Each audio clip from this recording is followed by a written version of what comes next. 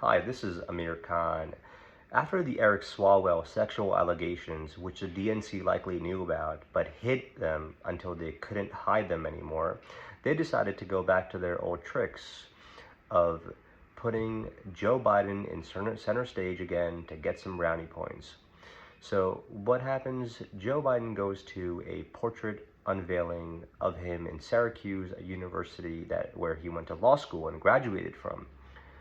That graduating class was 85 students. He ranked at the bottom of that graduating class, ranking 76 out of 85 students.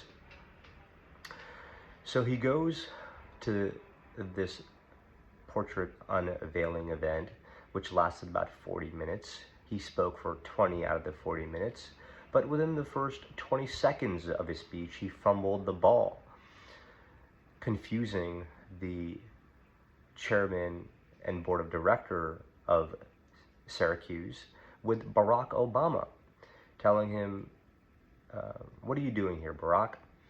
And then trying to backpedal by calling him up on stage and saying, well, doesn't he look like Barack? You could decide that for yourself. I think he looks nothing like Barack. This is the same Joe Biden who got exposed because of his mental decline over the past few years. You had Joe Biden forgetting how to ride a bicycle. You had Joe Biden forgetting that he would shake a person's hand and forget 2 seconds later that he even shook their hand. You had the same Joe Biden who got exposed on the debate stage when he went head-to-head against President Trump and said things like, quote, "We beat Medicare," when asked about healthcare and tax policies. Then you go to his staffers, and when his cabinet and staff were asked about his mental decline, such as the press secretary, KJP, who was a DEI hire by Joe Biden and his administration, she continued to lie and deceive the American people when journalists simply asked her and showed her videos of Joe Biden fumbling and flailing and not being able to answer questions.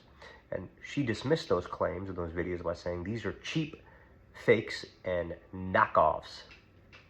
Again, misleading the public. Then you go over to Kamala Harris and you ask her about Joe Biden's decline, and she said, well, in private meetings, he is sharp as heck. He's very effective, lying to the American people. Then you go to Dr. Joe Biden, who was likely telling Joe Biden what to say in private meetings and to the American people, keeping him in the inner circle, protecting and shielding him even though he was fully exposed.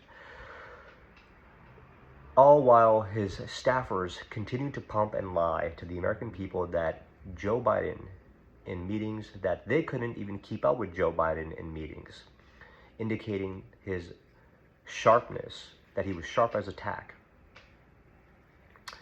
And then what happened? This put Kamala Harris on the spotlight.